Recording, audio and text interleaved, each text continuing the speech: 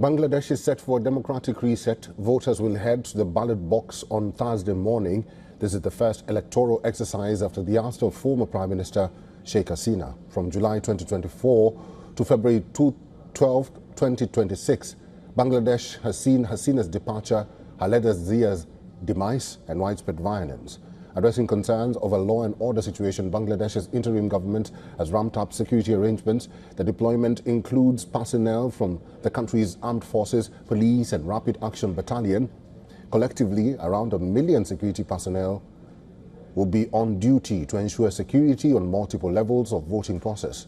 There are a total of 260,000 polling booths in 43,000 polling stations across 300 constituencies.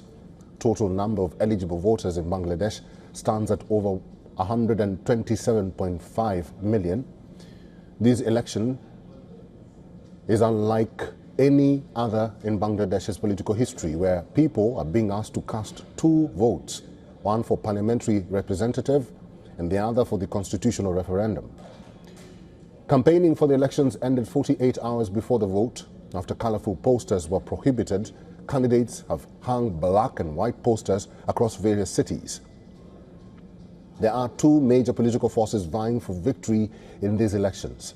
First is BNP, led by former Prime Minister Khaleda Zia's son, and second is a coalition of Islamist parties led by Jamaat-e-Islami. Majority of the polls are giving advantage to Rahman, but some suggest that Jamaat is giving a tough fight to the BNP. Sheikh Hasina's Awami League is barred from contesting elections. This has sparked a debate on political fair play. Apart from that, there are major concerns about participation of women and minorities in these elections, especially after increased cases of violence against minorities and Jamaat chief's inflammatory remark against working women. 394 international observers and 197 foreign journalists have landed in Dhaka. These include representatives from European Union and 21 other countries. United Nations has called on authorities to ensure inclusive, safe and meaningful participation of women in the polls. Bangladesh Chief Advisor Muhammad Yunus has said that he will step down as soon as a new government takes charge. Unofficial results will start emerging during the early hours of Friday, but the wait could last longer this time, as votes for referendum and elections will be counted simultaneously. Let's now listen to some of the voters on what they think on the election and the referendum.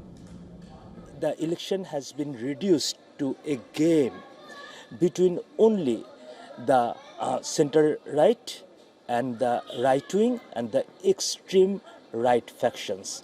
So there is no options for me to vote for. I pray and hope that peace will prevail here, that people of all faiths will coexist forever. We will vote only if it remains peaceful. We just need one thing from the administration: to provide security, as we feel afraid during the elections. I want our people to choose a government that won't fear criticism, those who won't consider dissenting voices as enemies, but rather will respect them. Our Assistant Editor for Foreign Affairs is in Bangladesh. He sent us this report from Dhaka. Well, the stage is set for the big election day on Thursday here in Bangladesh. And the key polls are Shafiqur Rahman of the Jamaat, supported by other parties, including the Students' Parties, and the Bangladesh Nationalist Party, whose leader is Tariq Rahman. Now, Awami League, of course, is not present. They have been barred from the elections, and on ground, of course, there is a feeling, a general anti-feeling towards the Awami League. But clearly, when it comes to the authorities' big focus, it is to make sure that there is no untoward incident and there is no violence as millions cast their vote here in Bangladesh on Thursday. With video journalist Neeraj Patel, Sudhan Sibal for WION in Dhaka, Bangladesh.